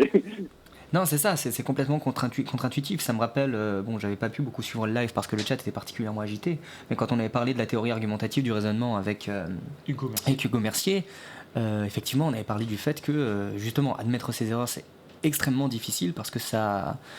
et c'est quelque chose qu'on a d'inscrit en nous, quoi. Et c'est tout ce qui est le genre du biais de confirmation. On a intuitivement, on va pas vers... On a tendance à aller vers ce qui nous conforte dans ce qu'on pense déjà. Bien sûr. Et après, c'est une méthode. Et il faut acquérir la méthode. Et nous, on essaye de faire ça. Je pense qu'il faudrait qu'à l'école et un peu partout, on ait ça. Et que dans les médias, on ait cette culture de chacun de faire l'examen vraiment de ce que nous on pense et de vérifier si par hasard on peut pas se tromper. Et c'est pas encore tellement dans les mœurs. Ouais, mais toi, encore une fois, t'es là genre à se demander genre est-ce que je me trompe, etc. Mais aussi il faut dire genre. Pardon ? Voilà, tu disais genre c'est très bien que dans les médias on ait cette réflexion sur le fait d'essayer de se demander si on a tort, etc. Ça c'est bien, mais c'est juste une partie de l'équation. Oui. Dans cette partie de l'équation, pour que ça fonctionne, il faut aussi de dire l'erreur, ça va, c'est bien, c'est cool. Oui, mais c'est ça, mais il faut dédramatiser le fait de se tromper. Voilà, c'est ça, parce que justement, le fait qu'on ait tant de difficultés à montrer nous-mêmes qu'on a tort, c'est qu'on montre une certaine vulnérabilité. Cette vulnérabilité, elle est potentiellement, je suis pas certain qu'elle soit innée. Je pense qu'elle est surtout, elle évoque un processus culturel dans lequel on rend un stigmate à l'erreur. Et pour arriver justement à être d'autant plus efficace d'apprendre de nos erreurs, il faut aussi que ces erreurs soient tolérées. Et que nous-mêmes, on les tolère chez une personne en face. Oui, mais enfin, en même temps, on ne peut pas faire l'éloge de l'erreur au point de ne pas la critiquer. C'est ça que, non. Voilà. C'est ça qui est important. Quelqu'un a précisé dans le chat tout à l'heure que, effectivement, errare humanum est, mais perseverare diabolicum, quoi. Ouais. Ça ne fait rien de faire des erreurs, il faut seulement l'accepter et agir en conséquence. Tout à fait, c'est ça. C'est que c'est pas quelque chose qu'il faut nécessairement. Mais encore une fois, là, on parle de quelque chose dans lequel on a déjà admis que l'erreur est bénéfique. Et il faut toujours comprendre qu'on n'est pas tous là au même niveau de ce développement mental, de ce développement personnel. Oui. Et donc, accepter à le tolérer, c'est important. Donc tout ça, ce que je vais vous exposer ensuite après, là, c'est quelque chose que j'ai obtenu de Mike Meraz, qui est l'hôte d'un fantastique podcast et qui s'appelait Actually Speaking et qui a pris le parti pris audacieux de ne plus se concentrer sur l'aspect scientifique du scepticisme et s'est concentré sur son aspect humain et essentiellement sur les problématiques de communication. Okay. Et il s'est notamment penché sur l'efficacité de telle ou telle méthode de communication pour changer l'opinion de notre entourage. En gros, ce qu'il dit, c'est son mot d'ordre. C'est important parce que ça, c'est une des questions qu'on a très, très souvent sur la chaîne. Des gens qui viennent nous dire, voilà, alors une amie qui croit dans le pouvoir des pierres, ou quelqu'un qui est féru d'astrologie, comment je peux faire? Parce que quand je lui parle, ça ne le convainc pas, ou alors il trouve que je suis prétentieux. Et là, on a ces retours-là de gens, et c'est... Alors nous, on n'a pas de formule magique, on n'a pas de potion magique pour trouver. Et donc voilà, ce que cette personne-là a testé, c'est les différents moyens qu'on a de répondre aux gens, de leur parler, et donc ils nous disent ce qui marche et ce qui ne marche pas. C'est ça? C'est très bien ça. En effet, il y a cette idée de débunker, de tester, de hacker un tout petit peu la manière de communiquer pour pouvoir justement arriver à une méthode plus ou moins efficace. Mais pour ça, il faut quand même commencer par un premier constat, c'est faire une réflexion sur nous-mêmes, sur nous, comment on a changé, comment on est arrivé au niveau sceptique. Alors il y a des gens qui sont sceptiques depuis tout le temps, donc d'une certaine manière, c'est pas vraiment ça qui va nous intéresser. Il faut à la limite demander à quelqu'un qui est devenu sceptique avant, comment on y est arrivé. Et est-ce que c'était à la fin d'une discussion? En fait, ce qu'il faut comprendre, c'est que premier constat, dans toute discussion où deux personnes ne partagent pas la même opinion, il y a très peu de chances que l'une d'elles sorte de cette conversation en ayant changé d'opinion, en serrant la main de l'autre, en disant « Ah bah merci, putain, c'était trop génial, j'ai complètement changé d'avis et je suis super content et je vous admets que j'ai tort et que vous m'avez sauvé la vie. » Alors si ça vous arrive chez vous, ce genre de choses, sachez que c'est une exception, donc soyez heureux, parce que ça n'arrive pas en général. Ouais, mais ça peut arriver. Oui, mais c'est rare. Ça peut arriver, c'est rare. Et le truc qu'il faudrait avoir en tête, c'est que pourtant, c'est souvent dans cette optique-là qu'on rentre dans une conversation. Oui, on imagine qu'on va y arriver à le convaincre l'autre. Voilà. Et ça, c'est une véritable illusion. Il faut sortir de cette illusion pour pouvoir... Exactement. C'est une erreur qu'on fait souvent. Et surtout, c'est une erreur qu'on fait en ne calquant pas ce qui nous a nous-mêmes convaincus quand on a changé d'avis. Généralement, c'est un processus. C'est pas du jour au lendemain. C'est pas, et généralement, en plus, c'est excessivement que ce soit après une conversation qui a été frustrante ou houleuse. Oui, et comme Vlad vient d'écrire dans le chat, il y a des théories sur comment les gens se déconvertissent. Et alors je crois que c'est Bogossian qui a écrit qu'en général, il y avait 6 crises. Il fallait 6 crises de doute par rapport à une croyance pour vraiment être débarrassé d'une croyance. Bon, ça va être plus ou moins, mais c'est le chiffre autour duquel tourne le phénomène de déconversion. Alors voilà, moi je me suis... c'est vrai que j'étais un petit peu frustré de ne pas pouvoir passer des jours et des jours et des heures et des heures et des années à me concentrer sur véritablement les recherches scientifiques en sciences sociales, voire autres, en neurologie. Oui, c'est vaste. Précisément, quelles sont les choses qui permettent qui se passe quand on change d'avis. Donc là, ce que je vous donne, c'est vraiment des trucs classiques. Hein. Mais c'est bien, c'est des clés à explorer. En tout cas, c'est des clés de réflexion. Et bon, une des clés de réflexion, à mon avis, c'est que généralement, on ne change pas d'avis quand on t'oblige à réfléchir. Et obliger quelqu'un à réfléchir, c'est généralement ce qu'on fait quand on essaie de rentrer dans une conversation en disant « tu vas penser ça, ta croyance, elle est mauvaise ». Donc ça marche pas. Donc ça, vous oubliez. Voilà. Ultimatum, si à la fin, t'as pas changé d'avis, c'est que t'es un con. Ça marche pas. Puis voilà, et on sait que généralement, ça va même renforcer la personne dans ses idées, si on a ce genre de comportement. En plus, c'est très probable, justement, parce que... Et donc, en gros, ce que vous devez comprendre, c'est que quand vous êtes...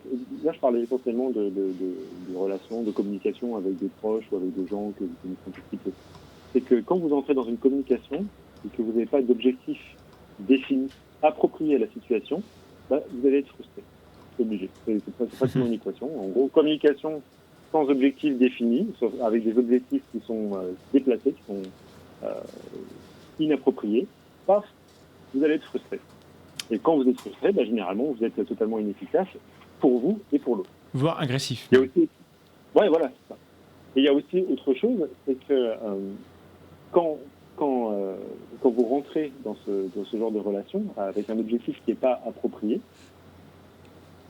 il faut savoir que vous donnez le contrôle à la personne qui est la cible de cet objectif. Si votre objectif, c'est de changer la vie de la personne en face, en gros, c'est votre interlocuteur qui a le contrôle sur votre frustration, sur votre niveau d'acceptation du côté positif de la conversation. Bien sûr. En gros, vous lui donnez voilà, mais interlocuteur, tu décides du sort de la conversation. vous lui donnez en cadeau votre perspective d'accomplissement. Mhm. Bon, bah, dans une conversation conflictuelle, il y a de fortes chances que cette personne sente ça, et s'il s'aperçoit que de ne pas partager votre point de vue, c'est gagner la conversation, bah, il va le faire. Oui, ça c'est marrant parce que ça me rappelle un peu ce qu'on a parlé avec Léo du fait que on est dans un jeu où c'est pas un jeu à somme nulle. À savoir que c'est pas parce que je vais gagner qu'il va perdre et inversement. Et que on est souvent dans une confrontation, comme tu as dit, alors que, a priori, quand on débat, le but c'est d'apprendre quelque chose. C'est ça. Le but c'est de ressortir du débat cognitivement, comme tu as dit, en ayant acquis quelque chose. Donc, dans un débat, celui qui peut changer la vie, qui se met en position d'accepter ce que l'autre dit, de l'écouter, c'est lui qui va gagner le débat, d'une certaine manière. Alors, c'est pas nécessairement gagner le débat. En gros, l'idée, c'est pas de gagner ou pas Oui, c'est ça. le débat, c'est de savoir si... Non, mais ce serait très très important de faire une distinction vis-à-vis de ça, c'est que c'est pas gagner ou pas le débat. L'idée, c'est de savoir si ton sens de l'accomplissement va être remporté à la fin de la conversation. Et ton sens de l'accomplissement, ça dépend de l'objectif que tu te donnes. Donc, Je suis d'accord. En fait, je vais reformuler. Pardon. Plutôt que gagner le débat, c'est gagner au débat, gagner du débat. C'est-à-dire qu'on en ressort en ayant quelque chose en plus, plutôt qu'en étant frustré parce que justement on vient, comme tu l'as dit, avec une attente et puis au final on en a retiré. Voilà, au final, l'un des deux bénéfice du débat, c'est ça que tu veux dire. Voilà, au final, l'un des deux va ressortir en ayant progressé cognitivement à la sortie du débat et l'autre va repartir avec, au final, exactement les mêmes informations que celles qu'il avait quand il est arrivé. Donc celui qui a gagné, c'est pas celui qu'on visualise généralement quand on parle de gagner un débat. Effectivement, gagner au débat, c'est peut-être plus approprié pour cette idée-là. Et de toute façon, là, on parle de gens qui essayent d'échanger sur une vision du monde, sur une idée. Et donc, je te laisse reprendre parce que c'est intéressant le déroulé de comment on peut faire pour être gagnant, quoi. Ensuite, c'est vrai qu'il y a c'est vrai qu'il y a aussi d'autres manières de considérer le débat. Là, on parle surtout de débat de 1 contre 1, mais à plusieurs reprises dans le chat, ça a parlé, et je trouve ça aussi intéressant, de ce débat entre deux idées opposées dans lesquelles l'objectif est moins de convaincre l'autre que de convaincre les personnes qui écoutent et qui, elles, pour le coup, seraient indécises. Oui, sur les forums. Alors là, je ne vais pas parler de ça tout de suite parce que là, vraiment, je rentrais d'abord dans cette idée que vous êtes en face d'un interlocuteur. Donc, c'est un contexte très particulier. Là, voilà, non, mais c'est pour ça que je voulais bien préciser. Donc je résume pour les gens qui écoutent. Voilà. Là, tu me parles d'une situation où on est avec quelqu'un qu'on connaît déjà, où il y a du respect, il y a tout ce qu'on veut, et on n'est pas là pour le démonter, mais on est là pour échanger avec lui. En tout cas, l'idée, c'est que vous devez vous donner un objectif qui va vous permettre d'accomplir quelque chose, d'en être content à la fin de la conversation que vous avez. Donc moi, personnellement, généralement, ce que j'aime bien faire, c'est non pas essayer de convaincre que la personne a tort, etc., mais par exemple, ça peut être juste d'éduquer et de partager. En gros, moi, ce que j'aime beaucoup faire quand je rentre dans une conversation comme ça, c'est de partager mes impressions, partager les informations que j'ai données, et potentiellement, grâce à ça, promouvoir un certain scepticisme. Espèce de prof. Je me concentre là-dessus. Ah oui, mais après ça, voilà, je me donne cet objectif. Il y a d'autres objectifs que vous pouvez tout à fait trouver. Okay. L'important, c'est de savoir, est-ce qu'en prenant cet objectif, est-ce qu'il est réalisable? Est-ce que vous vous imaginez que si vous étiez dans la situation inverse, vous arriveriez véritablement à accomplir cet objectif? Et d'autre part, est-ce que vous donnez le contrôle à votre interlocuteur en visant cet objectif? Donc, c'est deux aspects de la même question qui vous permettent de savoir si vous avez véritablement un objectif important, un objectif réalisable. Ouais. Et d'autre part, il faut aussi savoir dans quel contexte on rentre dans cette conversation. Quand on admet que les personnes en face de nous ont le droit de faire des erreurs, il faut comprendre que justement, si vous tombez immédiatement dessus, systématiquement, vous ne reconnaissez pas véritablement l'utilité de ce qu'est une erreur. Faut pas être là pour redresser les torts dès que ça dépasse, quoi. Voilà. Il faut savoir que quand même, apprendre de ses erreurs, c'est souvent une quête semi-individuelle. Et que le meilleur moyen justement de partir de ses erreurs pour apprendre des choses, c'est quand on est dans un contexte agréable et quand on possède un sentiment de liberté. Et de contrôle. Voilà. Donc c'est ça que vous devez potentiellement offrir à la personne en face de vous. Un contexte agréable et un sentiment de liberté. Ok. Et voilà, il y a un psychiatre qui s'appelle Georges Evaillant qui utilisait une parabole avec des chenilles et des papillons, dans lequel on reprendra genre un sceptique et quelqu'un qui n'est pas habitué à la méthodologie sceptique. En gros, il disait, il est très fréquent que les chenilles se transforment en papillons et soient alors persuadées qu'elles étaient de petits papillons dans leur genêt. Oui, Il il faut pas qu'on oublie d'où on vient. Ouais. Voilà, c'est ça. Et à partir du moment où, quand on est devenu sceptique, on a l'impression que genre, ah ben super, c'était pas un long fastidieux voyage, mais c'est quelque chose d'immédiat et c'est quelque chose que tout le monde devrait partager. S'attendre à ce que notre entourage le réalise le temps d'une discussion, c'est totalement illusoire et c'est injuste envers votre entourage. Ça rejoint le concept de la malédiction du savoir qui fait qu'on a parfois du mal à se rendre compte de ce que c'est de ne pas savoir ce qu'on sait. Exactement. Et, ouais, c'est un peu ça. C'est toujours une réflexion qu'il faut avoir. Les sceptiques se targuent souvent d'être des gens qui sont réfléchis et rigoureux, etc. Je pense que c'est très très très important qu'à chaque fois qu'ils rentrent dans une conversation, ils se demandent est-ce que j'ai assez réfléchi sur le contexte, est-ce que j'ai assez réfléchi à la personne à qui je m'adresse, est-ce que j'ai assez réfléchi sur l'objectif que je me donne pour pouvoir essayer de faire profiter à mon entourage de choses agréables et qui permettraient de... Ok. Donc là, c'est les prérequis pour avoir un échange qui soit potentiellement fructueux. Ouais, exactement. Et donc, je pense que justement, quand je disais moi que personnellement j'aime bien l'éducation et le partage de connaissances, si vous partagez des connaissances sans émettre de jugement sur les opinions de vos proches, vous pouvez du coup devenir une sorte de référence et un soutien pour leur éventuelle transformation, ce qui est quand même différent que dis donc, il y a Thomas et Greg qui arrivent et ils vont encore nous faire chier en nous prenant sur tous les mots et sur tous nos croyances. Bah, c'est True story. Alors, on conseille à tout le monde de ne jamais être des connards. C'est le mot technique que j'utilise. Et en fait, tu as raison. Il faut quand on est avec les gens, et c'est hyper difficile. Donc tu as raison d'inciter. C'est très compliqué. C'est une discipline qu'on doit apprendre à appliquer. Il faut venir et se poser en partenaire de l'autre et pas en adversaire. Ouais. Si je résume. Voilà, c'est ça. Et pour ça, en gros, il faut trouver un équilibre entre le fait de challenger les personnes et le fait d'être un soutien. Faut pas penser que aller dans un sens ou dans l'autre, c'est particulièrement une bonne chose. On a l'impression qu'être un soutien, c'est nécessairement positif et être challengé, c'est nécessairement négatif. Mais les deux sont en équilibre. Voilà. Est-ce qu'on peut passer à l'entretien épistémique en tant que tel? Parce que tu sais que tu as préparé quelque chose pour expliquer les grandes lignes de ce qu'il faut faire pour, si on veut être efficace dans l'accouchement d'autrui. On passe à ça ou tu avais autre chose à dire sur les prémices? Là, il nous reste 20 minutes. Est-ce que vous pourriez me faire la possibilité d'avoir 5 minutes de pause? Là maintenant, on passe. 5 minutes. Écoute, très bien. Alors on va passer à la pause musicale maintenant. Voilà. Et puis on passera à la dernière partie sur l'entretien épistémique en tant que tel. Ça sera la dernière partie de l'émission. Je pense que c'est important qu'on finisse là-dessus. Donc je passe la parole à Vlad. Oui, on va retourner dans l'espace tout de suite avec un morceau de l'exceptionnel Devin Townsend qui s'appelle March of the Poser.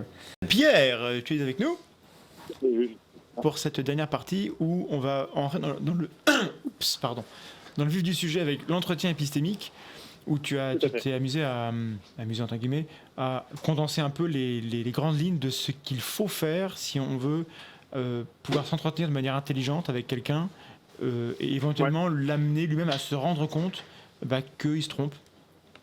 Voilà. Exactement. Donc l'entretien épistémique, vous en avez parlé dans une vidéo, c'est une méthode où on essaye de confronter un interlocuteur à ses propres erreurs. Donc, selon vous, si vous avez bien compris justement cette vidéo, ça correspond à une discussion sans débat et qui permet à terme d'amener l'interlocuteur devant ses propres contradictions, devant les limites de ses connaissances actuelles, c'est ça? Oui, ça oui, en gros. D'accord. Ok. Donc, la personne, en constatant elle-même les anomalies de sa méthode, vous verra moins comme un adversaire, mais comme un partenaire dans l'examen des raisons pour lesquelles il croit ce qu'il croit. Et personnellement, encore une fois, j'ai l'impression qu'il y a un problème d'objectif, comme je l'avais énoncé un tout petit peu plus haut. C'est qu'encore une fois, on essaie de montrer que la personne doit examiner sa raison, etc. Et il y a toujours un tout petit peu ce stigmate de l'erreur qui est quand même toujours un tout petit peu en filigrane là-dedans. Il faut vraiment penser justement que l'erreur, c'est l'erreur. Mais bon. Non, mais disons, je comprends bien ce que tu dis, mais on est bien obligé, même si l'erreur est très utile, on peut pas y stagner. C'est ça quand quelqu'un est dans l'erreur, on essaie de lui faire comprendre, enfin, pas forcément qu'elle se trompe, mais qu'il y a forcément des contradictions dans sa manière de voir les choses. Tu vois ? C'est en ça que justement, il y a donc dans l'entretien épistémique, il y a une grande partie de la conversation qui est donnée à tout simplement à laisser la personne en face de soi. Pour ça, il faut que je me taise, je t'écoute. Et pour ça, il faut écouter la personne et en fait, on va s'apercevoir très vite que écouter, c'est pas quelque chose de passif qui peut permettre véritablement de faire une bonne écoute. Écouter, c'est pas tout simple. En fait, il suffit pas de croiser les bras et de laisser votre interlocuteur blablater. Écouter, pour écouter, il faut vraiment concevoir que l'écouter c'est un art.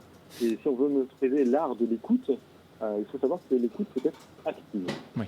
Donc je vais montrer à la caméra que je l'écoute de manière active. Je vais mimer l'écoute active. En tant que musicologue, je valide. C'est parfait. Voilà. Bien sûr. Oui. Très bien. Voilà. Donc de base, dans une conversation, ce qu'il faut savoir, c'est qu'on est des brels pour écouter. On est distrait, on est dans nos propres pensées. Généralement, on se concentre sur les arguments qu'on va sortir pour tacler notre interlocuteur, etc. Et écouter de manière active, c'est véritablement porter toute son attention à l'interlocuteur. Et c'est vraiment c'est effectif. Et c'est aussi montrer également à l'interlocuteur qu'on est engagé dans l'écoute et investi dans la conversation. Tout à fait, je t'entends, tout à fait. Voilà, c'est d'une part focaliser son attention sur la personne en face de soi, et d'autre part montrer qu'on écoute. Et c'est choisir de montrer qu'on comprend aussi et qu'on veut clarifier immédiatement s'il y a une incompréhension. Voilà, immédiatement, voilà, c'est important. Voilà. Je mime, je me mets en situation de comprendre ce que tu dis. Et donc, tu n'es crédible pour personne, Mandax. Ça ne te ressemble pas. Et parfois, on peut reformuler ce qu'a dit la personne pour montrer qu'on l'a bien compris et que on écoute, quoi. Tu es très bon élève. Je sais, merci beaucoup. Je sais écouter maintenant, t'as vu ? J'ai appris. Je suis vraiment très très très impressionné. Et alors maintenant, il faut se demander pourquoi c'est tellement important d'écouter. En gros, ça peut permettre tout simplement de réfléchir grâce à cet entretien épistémique. Comme en fait, on devient une sorte de miroir pour les croyances de la personne. On renvoie cette image. Et du coup, en jouant un rôle de miroir efficace, vous devenez l'outil d'autoréflexion qui permet à votre interlocuteur d'appréhender pleinement ses propres croyances, ses décisions, ses positions, ses opinions, avec une clarté et une perspective quasi impossible à obtenir soi-même. Ce qu'il faut se rendre compte, c'est que quand quelqu'un t'écoute activement, en fait, il te rend un service juste incommensurable, parce que soi-même réfléchir sur nos propres décisions, sur nos propres croyances, c'est très très très compliqué. S'il y a quelqu'un qui nous aide à le faire, c'est très très utile. Et ça rejoint la discussion qu'on avait avec Hugo Mercier sur la théorie argumentative, c'est que voilà, lorsqu'on est en groupe, on est capable de juger les arguments de l'autre. Alors si l'autre nous renvoie, nous écoute et reformule ce qu'on dit, d'une certaine manière, on devient capable de juger ce que lui nous renvoie. C'est ça en fait. Ouais. Donc pour cela, on a dit que pour écouter, il fallait vraiment être attentif, etc. Mais il faut aussi montrer que le flux d'informations n'est pas unilatéral. Si vous rentrez dans une conversation et que vous voulez faire un cours magistral, etc., la personne ne va pas se sentir estimée. Et en fait, ce que vous faites, c'est que vous construisez un environnement de communication qui n'est pas partagé. Il faut faire un effort conscient sur soi-même pour écouter l'autre. Et en plus, quand on fait ça, c'est un peu l'effet d'une soupape de sécurité qui vide un peu la pression et la frustration qu'on peut accumuler. Si on se donne comme objectif de véritablement écouter l'autre, généralement, on se sent moins frustré nous-mêmes. Donc on en revient aux prémices que tu t'avais installées sur l'attente qu'on doit mettre, nous, dans l'échange. Exactement. Et du coup, l'écoute active, ça implique de poser des questions, d'inviter l'autre à développer des aspects, etc. Enfin, c'est pas totalement juste être là et écouter, quoi, en fait. Voilà, c'est ça. C'est qu'il ne faut pas confondre l'écoute juste à obtenir des informations. L'écoute active, c'est rajouter une couche à la simple collecte d'informations. Ça permet de renforcer les relations avec l'interlocuteur. En plus, on donne des conditions propices à l'éveil personnel et surtout, ça permet, si on pose de bonnes questions, de désamorcer des situations conflictuelles. C'est très, très, très important. Alors, moi, j'ai retenu encore une fois de ce podcast Mike Meraz avec Alice Speaking 5 trucs et astuces pour permettre d'avoir une écoute particulièrement efficace. Alors, on va faire un top 5. Attention. Ah oui, un Allez. top, très bien. Vlad, Le un référencement. jingle à la bouche sur le top 5. Voilà, on a le jingle. On t'écoute pour le top 5 des choses à faire pour je sais plus, vas-y. Je vais pas écouter. On s'en fout, Donc c'est un top. déjà, pour une écoute active. Donc, 5 points. Je vous donne la liste de but en blanc. Premier, prêter attention. Deuxième, montrer qu'on écoute. Troisième, fournir un retour d'information, du feedback. Quatrième, différer son jugement, l'expression de son opinion. Ça, c'est dur. Cinquième, répondre de manière appropriée. Alors, on va voir dans le détail. Premièrement, comment prêter attention? Ces petites astuces, vous pouvez d'abord commencer par regarder la personne dans les yeux. Vous pouvez Bon, là, éviter les j'essaye, Pierre. Hein. Je te regarde dans les yeux, mais c'est Ouais, pas facile. Hein. je sais. Moi, je regarde fixement ma page, mon écran d'ordinateur, mais ça ne marche pas. Mais c'est pas grave. Si, En tout cas, je t'écoute. Hein. Voilà. Donc, Voilà. il faut que l'autre voit Ensuite, qu'on l'écoute. Ouais, c'est ça. Donc, on regarde la personne dans les yeux, on l'engage dans la conversation. On évite les distractions. Si vous sentez, par exemple, que vous êtes hyper en colère, que vous êtes distrait, c'est peut-être pas le moment d'avoir cette fameuse conversation que vous voulez avoir avec cette personne-là. Donc, ne pas réfléchir à la manière dont on va formuler sa propre réponse, ça c'est aussi important, mais plutôt se concentrer sur ce qui est dit. Il faut aussi faire attention à son interlocuteur pour savoir si elle est, par exemple, si elle a envie de parler. Oui. Il faut aussi, justement, dans ce cadre-là, ne pas se concentrer sur le tic de langage ou le maniérisme de l'interlocuteur, mais véritablement se concentrer sur le message qui nous est véhiculé. Oui. Les tics de langage, le maniérisme, moi, par exemple, je bouge un peu des mains, ça peut agacer quelqu'un. Si quelqu'un voulait faire une écoute active et se concentrer là-dessus ou était distrait là-dessus, ça marcherait pas. Okay. Donc il faut vraiment être concentré sur le contenu et aller jusqu'au bout du message de l'autre. C'est ça, donc il y a le message, mais aussi le langage corporel. Pour vous montrer à quel point c'est un exercice, c'est un art. Quoi, l'écoute. Alors ensuite, montrer qu'on écoute. Comment on montre qu'on écoute? On montre la tête, on a bien sûr, oui. On peut sourire aussi, ça c'est bien. Mais ça ne s'entend Alors pas. par exemple, C'est faux. Ça ne s'entend pas quand je souris. Regarde, là je souris, mais ça ne s'entend pas. Si, ça fait sortir des harmoniques, crois-moi. Ça fait le temps, je sens les lèvres qui tombiquent et c'est parfait. Si vous vous braquez en vous croisant les bras, ça va pas marcher en attendant la fin de l'intervention de votre interlocuteur. Alors, donc, pour tout ce qui est corporel, on vous invitera à aller voir la chaîne de Xavier Rista qui fera des vidéos bientôt sur les croyances et les vraies connaissances qu'on a sur le langage corporel. Mais c'est important, en effet, de montrer à l'autre dans notre expression corporelle que voilà, on est attentif et ouvert, qu'on est ouvert à ce qu'elle dit. Voilà, qu'on est absorbé par son propos. Ça, c'est très très important. Il faut savoir que quand on nous le fait à nous-mêmes, généralement, c'est assez agréable. Ensuite, il faut fournir un retour d'information, du feedback, et ça, c'est peut-être le plus compliqué, parce que là, vous allez devoir intervenir pour clarifier le message que vous venez d'acquérir. C'est en ça que c'est une écoute active. Parce que c'est bien d'écouter, c'est bien d'absorber les informations, mais ce que vous voulez faire, finalement, c'est donner un miroir. Vous voulez être un outil pour votre interlocuteur. Et c'est bien la différence avec l'écoute passive. L'écoute active implique que vous réfléchissiez immédiatement au message qu'on vous délivre. Donc vous devez être pas distrait, vous devez être attentif, et il faut que vous réfléchissiez sur le message qu'on est en train de vous donner. Alors pour cela, vous pouvez simplement répéter une phrase clé qu'on vient de vous communiquer. Une phrase clé qu'on vient de vous dire. Une phrase clé. Voilà. Qu'on vient de vous Mais dire. ça peut être dit maintenant. De toute évidence, c'est pas ton truc. Arrête. De toute évidence, c'est pas ton truc. Arrête. De toute évidence. Pardon, Pierre. Non, mais c'est pas grave. Mais du coup, si répéter inlassablement les phrases qui viennent d'être prononcées, ça peut être lassant. Vous pouvez, par exemple, paraphraser votre interlocuteur en lui sortant des phrases du genre. Voilà. Non, si je comprends bien, ce que tu me dis, c'est ce qui s'est passé. C'est ça. Voilà, tu te concentres un tout petit peu, tu reformules aussi ce qui vient d'être dit. Il faut aussi de temps en temps résumer ce qui a été dit. Par exemple, là, dans cette conversation, on pourrait dire, donc alors, attends, si j'ai bien compris, tu m'as dit qu'il y avait 5 points, il y avait prêter attention, montrer qu'on écoute, fournir un retour d'information du feedback, différer son jugement ou l'expression de son opinion, répondre de manière appropriée, et là, on est à quel point? Ouais, mais là, ça va devenir chiant à la radio, hein, si on fait ça tout le temps. Ça, je suis d'accord, mais bon, voilà. vous comprenez à peu près dans Ouais, quel... mais les gens qui nous quel- écoutent sont hyper attentifs et je les vois qui hochent la tête, donc ils écoutent activement. Ils sont à fond, ouais. Voilà. Vous pouvez remarquer ça si vous êtes prof ou si vous avez déjà parlé à un auditoire. Non. Vous avez un auditoire justement qui hoche la tête, etc. et qui pose des questions. Non, pas au Faut collège. surtout pas être... Ils s'en foutent au collège.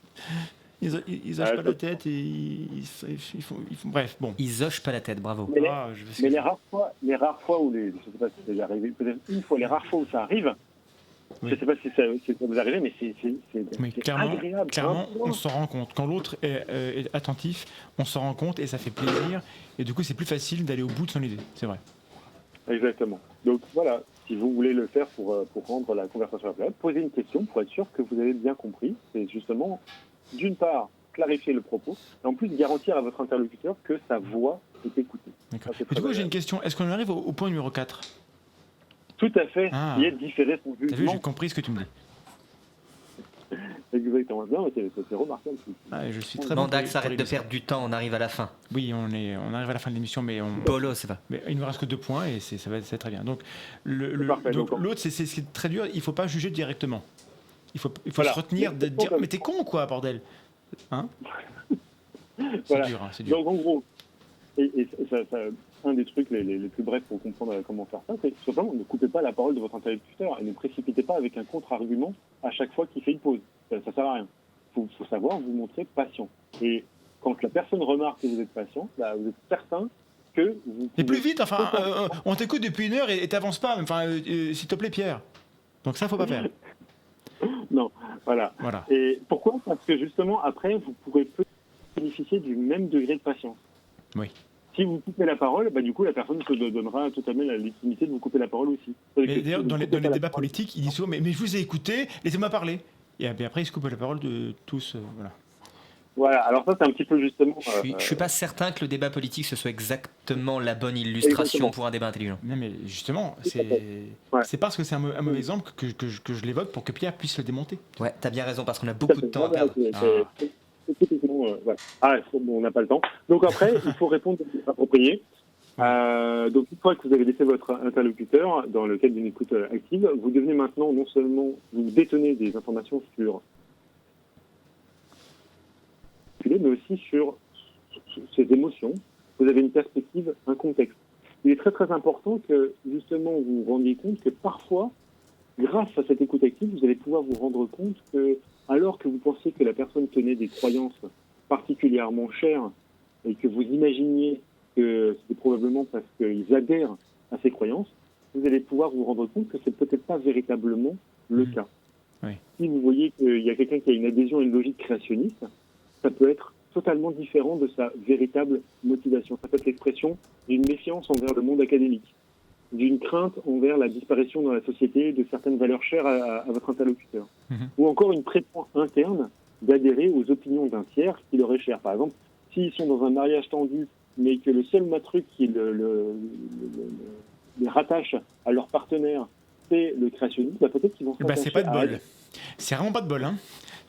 Il faut vite Mais divorcer. oui, Hein. et du coup, Non mais bon, voilà. Bah, mais tu as raison, tu as raison. et là, On n'a pas nous accès à toutes les raisons pour lesquelles les gens croient ce qu'ils croient. Et d'ailleurs, bien souvent, eux non plus, en fait.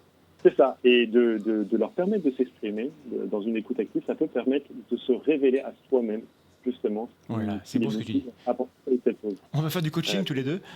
On va aller voir les gens pour les révéler à eux-mêmes. Hein, Vlad ? Ouais, Voilà, on va faire ça. nous avons, voilà, donc on va outer les gens. Les 5 grandes étapes. Alors, je vous rassure, Pierre a rédigé pour l'émission un dossier qui est très bien foutu, ce qui fait qu'on va certainement le mettre sur le blog. Donc, vous aurez toutes ces informations-là qui seront disponibles, avec les liens des infos sur lesquelles il allait se renseigner. Il a bossé comme un dingue sur l'émission, donc on est bien content de l'avoir invité. Et là, on en arrive un peu au bout du temps qui nous est imparti, mais juste pour d'un mot évoquer le dernier point qu'on avait à l'ordre du jour, c'est notre leitmotiv dans l'émission.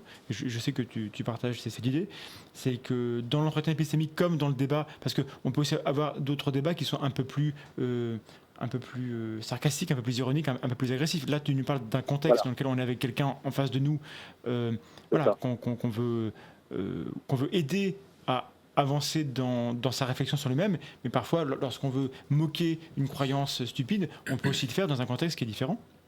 Mais même dans ce cas-là, il faut faire... Attends, je finis une phrase et après je te donne une parole. Non, c'est moi. Mais même dans ce cas-là, il faut toujours faire la distinction, et on l'a dit, on le répète, entre la personne et les idées. Entre ce qu'on critique, qui est une idéologie, qui est un ensemble de croyances, qui sont des choses, et les personnes qui les défendent, et parfois pour des raisons qui ne sont pas celles qu'elles croient. Donc il faut distinguer absolument l'individu, à qui on doit le respect, toujours, et ses idées, qu'elles soient antiscientifiques, qu'elles soient racistes, qu'elles soient politiques, extrêmes, etc. Ces idées-là n'ont pas, elles, droit au respect. Elles doivent être questionnées et critiquées et moquées éventuellement. Voilà. Et je te rends la parole pour voir un peu quel est ton avis là-dessus. Justement, alors, de manière générale, je suis tout à fait d'accord avec ce que tu as dit. Il y a juste un truc que les sceptiques, généralement, ont du mal à distinguer, c'est que, donc, en effet, c'est très très important de distinguer le message de l'interlocuteur. Mais parfois, justement, quand l'interlocuteur, on l'a trop séparé de son... Les gens se battent sur le sujet de manière véhémente et en gros, leur communique que si votre interlocuteur est impliqué... Allô ? Non, pardon, j'ai mon téléphone dans la main et tout va bien. Tout va très bien. Okay. Très bien. Donc en gros, c'est très très important de comprendre que certains sujets, en effet, peuvent être particulièrement préjudice, mais il faut toujours se demander si l'interlocuteur est véritablement responsable de ces préjudices. Parce que si vous faites la distinction entre interlocuteur et préjudice, et que vous dites « Ah dis donc, tu crois à l'homéopathie, ça veut dire que tu es responsable de la mort de N gamins », c'est atroce ce que vous faites. Et il faut toujours se demander aussi, est-ce que mon interlocuteur est véritablement responsable de ces préjudices ? Vous avez bien fait la distinction entre le sujet et l'interlocuteur, mais après, il ne faut pas martyriser l'interlocuteur pour autant. Oui, très important. Oui. Mais il faut aussi mettre l'interlocuteur en face de la responsabilité des conséquences du système dans lequel il croit, en particulier pour les religions, je veux dire. On a des systèmes de croyances qui ont des conséquences, et la personne qui croit dans ces choses-là, forcément, doit, elle, se poser la question de est-ce qu'elle est responsable ou pas. Je ne pense pas qu'elle soit responsable. J'avoue ne pas voir en quoi c'est incompatible, justement. Si on fait la distinction entre la personne et les idées, on dit bien que la personne en elle-même, en tant qu'individu, n'est pas responsable des idées, des conséquences des idées qu'on lui prête. C'est vrai.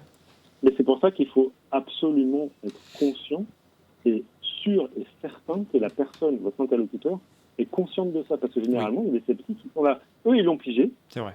Ils communiquent parce que pour eux, c'est acquis. Oui, ils ne savent pas que l'interlocuteur ne pense pas ça. C'est vrai.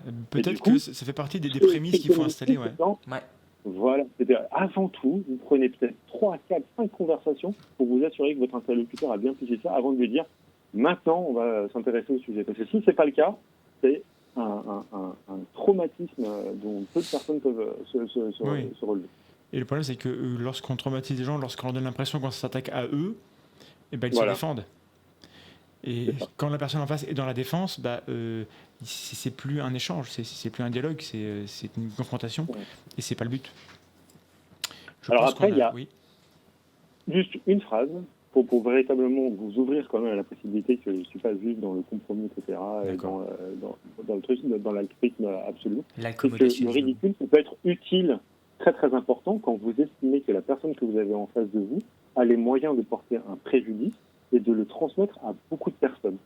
Si cette personne a les moyens et que vous voyez qu'il y a une situation d'urgence, n'hésitez pas à utiliser le ridicule, n'hésitez pas à utiliser le discrédit si vous avez l'impression que justement ça peut vous permettre de limiter le préjudice qui est généré. Oui. Ah, ça y est, la cruauté, enfin. Non, il faut adapter le discours au contexte dans lequel on parle, mais on a trop souvent tendance, peut-être, dans mon esthétique, à être d'abord dans cette technique-là, dans la technique un peu frontale, de dire j'ai les faits de mon côté, donc ça doit suffire. Il s'avère que non, les faits, si les faits suffisaient, il n'y aurait pas de créationniste, par exemple, comme tu dis. Et le fait est qu'il y en a encore, donc il y a un problème.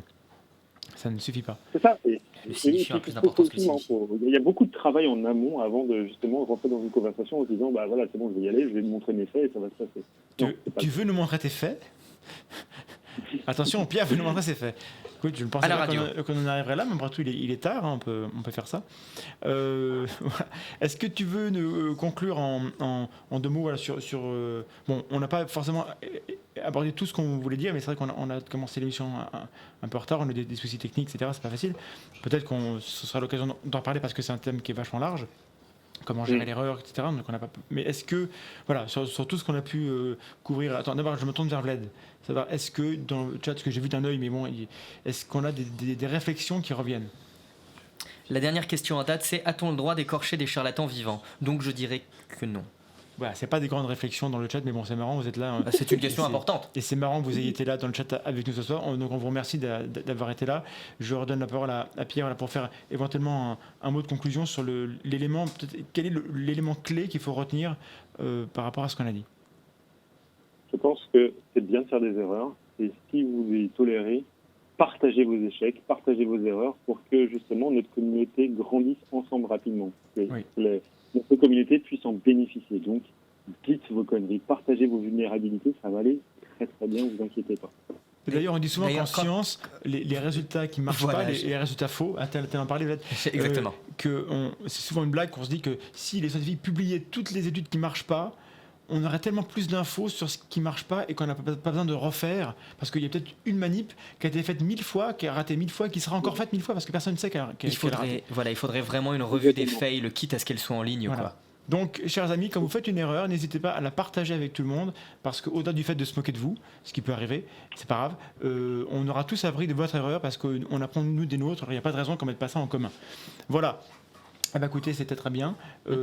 Pierre, merci beaucoup d'avoir été là et d'avoir un peu essuyé les caprices de la technique, parce qu'on a quand même joué de malchance, on a eu plein de connexions qu'on lâchait en même temps. Et personne ici ne comprend ce qui s'est passé, donc peut-être qu'il y a un complot, une conspiration, on ne sait pas. Et en tout cas, nous, on se reverra dans 15 jours et on aura comme invité Nico Tup, qui est mathématicien, que ceux qui suivent le podcast Science connaissent bien, et qui va venir nous parler du théorème de Gödel. Et justement, voilà, de ce qu'il nous dit, de ce qu'il ne nous dit pas, et de ce qu'on peut en conclure et ne pas en conclure. Et on aura l'émission en replay avec Pierre d'ici une semaine, j'espère. Alors, il n'y aura pas de vidéo pour Pierre parce que ça n'a pas marché très bien, mais on aura le son, on aura son texte dans le blog. On mettra plein de photos très peu flatteuses. Voilà, tu nous enverras des photos pour qu'on puisse illustrer la vidéo. Voilà. Sinon, merci beaucoup à Sidney, à Robin et à Tom qui ont géré comme ils sont pu dans ce maelstrom de problèmes. On a fait tout ce qu'on a pu et on continuera à faire tout ce qu'on pourra pour que ce soit de la meilleure qualité possible. Voilà. Il faut qu'on puisse plus. Apprenez les erreurs. Voilà, on va apprendre des erreurs qu'on a commises ce soir. Merci beaucoup d'avoir été là. On vous embrasse tous. Soyez sceptiques. Ciao, ciao.